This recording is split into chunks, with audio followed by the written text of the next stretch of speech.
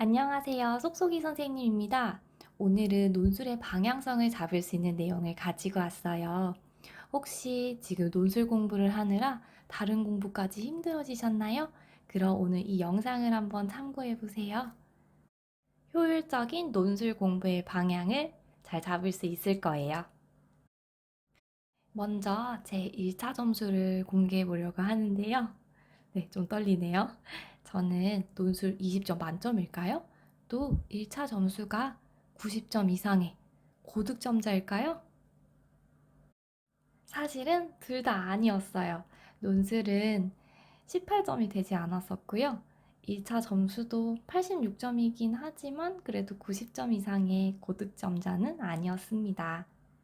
아니, 선생님, 수석 합격이라면서요? 하고 실망을 하셨을 수도 있을 것 같은데, 네, 저는 사실 2차 점수가 좀 더 높은 편이었고요. 제가 이렇게 설명에 앞서 점수를 공개한 이유가 있습니다. 바로 이 영상이 논술 20점을 목표로 하는 것이 아니기 때문이에요.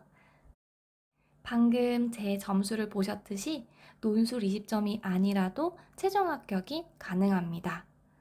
물론 저도 논술 20점을 목표로 하기는 했어요. 1차 시험의 배점을 한번 살펴볼까요? 총 100점 만점에서 논술은 20점, 교육과정은 80점이에요. 저는 이런 생각을 했어요. 아, 논술보다 교육과정의 배점이 훨씬 높다. 그리고 저는 형식적인 글쓰기, 그리고 서로 첨삭해주는 스터디가 힘들다. 이런 생각을 하고 있었습니다. 자, 그럼 저처럼 논술 쓰기가 너무 힘들고 어려운 경우에는 어떻게 공부를 해나가야 하는지 그 방법을 알려드릴게요. 첫 번째, 논술에 많은 시간을 쓰지 않았어요. 아까 1차 시험의 배점 생각나시나요? 논술은 교육과정보다 배점이 굉장히 낮습니다. 그러니까 내가 논술이 부족하다고 해서 논술을 너무 오랫동안 붙잡고 있으면 배점이 더 높은 교육과정의 점수를 놓칠 수가 있다고 생각을 했어요. 그래서 저는 논술은 하루에 1시간에서 2시간 정도만 공부를 했었고, 교육과정을 더 열심히 공부를 했습니다. 두 번째, 논술 공부를 하루 루틴에서 가장 먼저 했어요. 1차 시험 시간표를 한번 볼까요? 교직 논술은 바로 9시, 1교시에 시작을 하게 되는데요. 하루 공부 루틴에서 오전 공부 시간에 해당이 됩니다. 이것 말고도 가장 먼저 시작하는 것이 좋은 이유가 있는데요. 바로 논술이 힘든 사람의 경우에요. 힘든 공부라고 쓰고 사실 싫어하는 공부라고 읽지요. 이런 공부는 아침에 빨리 해치우는 게 저는 마음이 편하고 좋았어요. 세 번째, 자기 성찰 스터디를 한번 해보세요. 논술 스터디 많이 활용하고 계시죠? 논술 스터디를 하는 이유가 무엇일까요? 바로 다른 사람의 글을 보고 또 다른 사람이 첨삭해주는 것을 보면서 배워갈 수 있기 때문인데요. 논술의 배점은 크게 논술의 내용과 논술의 체계로 이루어져 있습니다. 그러니까 이 두 가지를 스터디를 통해서 배울 수 있는 것인데요. 저는 서로 첨삭해주는 스터디를 해보았지만 맞지 않았어요.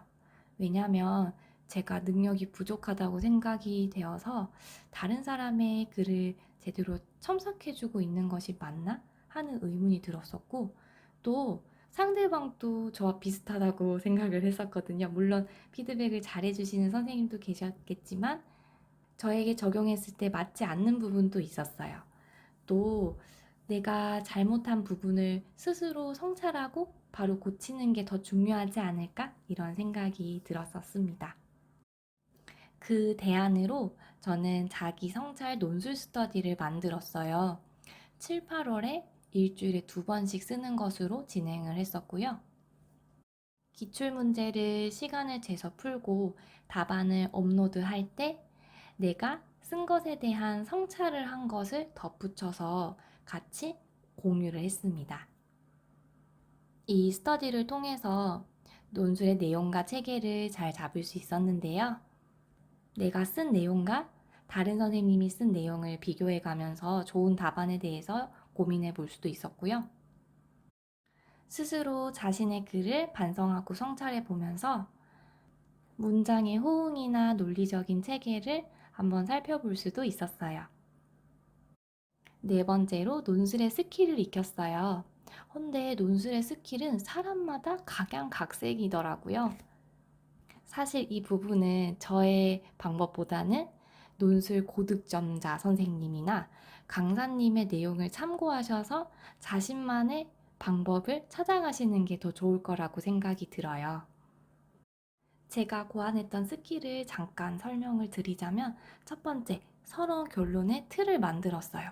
사실 틀을 만드는 것 때문에 제가 자유로운 글쓰기를 좋아해서 논술이 좀 맞지 않는 부분도 있었거든요. 그래도 시험이다 보니까 서론 결론은 5줄 내외로 쓴다 라든지 접속사를 통해서 문장의 틀을 만든다, 이 정도의 스킬을 가지고 있기는 했습니다. 두 번째로 50분 안에 쓰기인데요. 8월부터 시간을 잴 때 50분 안에 쓸 수 있도록 노력을 했던 기억이 나요. 다섯 번째, 앞서 이야기했던 스킬보다 내용이 더 중요하다는 걸 잊지 않으셨으면 좋겠어요.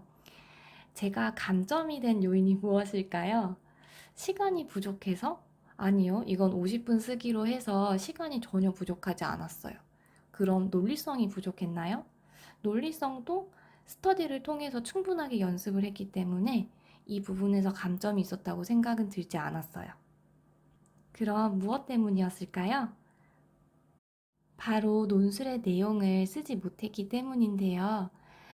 저는 50분 안에 답안 작성을 끝내긴 했지만 아무리 생각해도 대면 면담과 전화 면담의 장점 4가지가 떠오르지 않더라고요. 그래서 당시에 잘해봤자 18점이 나오겠구나 했는데 실제로 그와 비슷한 점수를 맞게 되었습니다.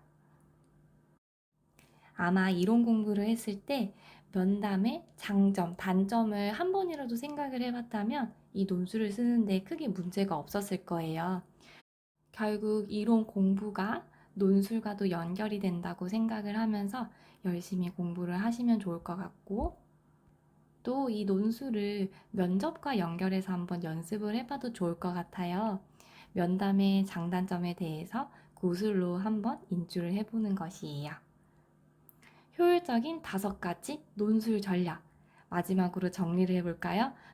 첫 번째, 논술에 많은 시간을 쓰지 않았어요. 왜냐하면 논술은 교육과정보다 배점이 낮기 때문이에요. 두 번째, 하루 루틴에서 가장 먼저 시작을 했어요. 왜냐하면 교직 논술은 1교시에 시작하기 때문입니다.